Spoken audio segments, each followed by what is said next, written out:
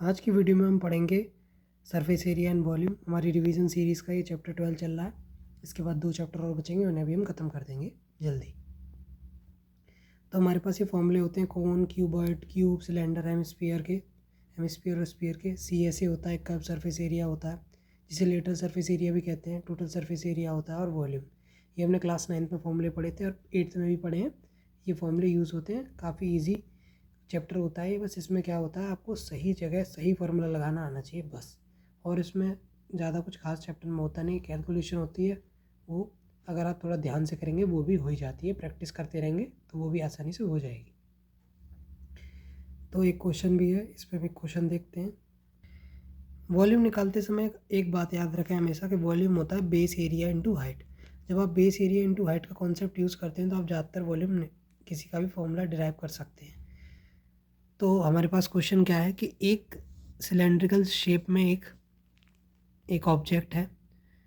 इसमें एक ये एग्जांपल है NCERT का। उसमें एक फ्रूट सेलर है या जूस सेलर है, वो इसमें जूस डालकर बेचता है।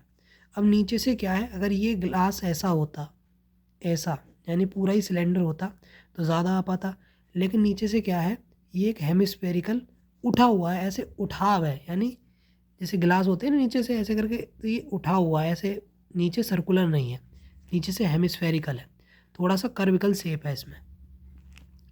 तो ये बताना है कि इसकी एक्चुअल कैपेसिटी कितनी है और अगर ये ना होता तो कितनी कैपेसिटी होती, यानी ये पूरा ही सिलेंड्रिकल होता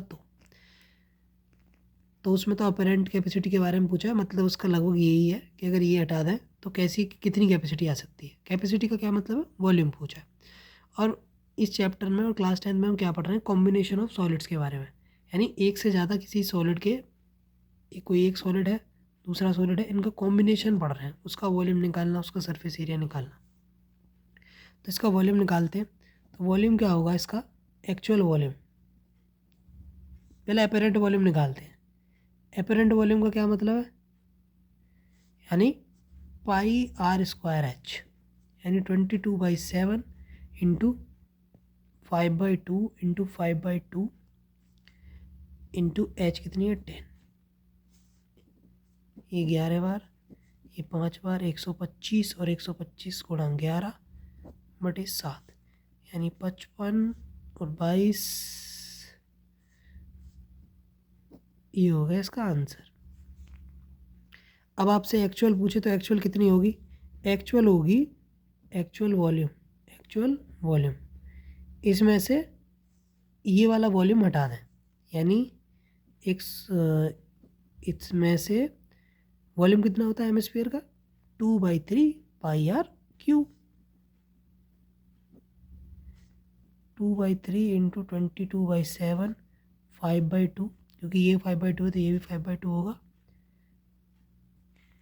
ये करना है बस, ऐसे ये 11 बार गया, ये 2 से 1 बार गया, यहाँ 7 है, 1/, चाहे तो आप डायरेक्ट यहाँ पुट करके सिंपल कैलकुलेशन बना सकते थे, आप नॉर्मली भी कर सकते हैं। 11 गुणा 125 यानी 1375, और नीचे 7 गुणा 6 यानी 1375/7, 1/6, यानी आप इसे सॉल्व कर सकते हैं, बाकी ये इसका आंसर है। मिलता है आपसे अगली वीडियो में, तब तक के लिए बहुत बहुत धन्यवाद।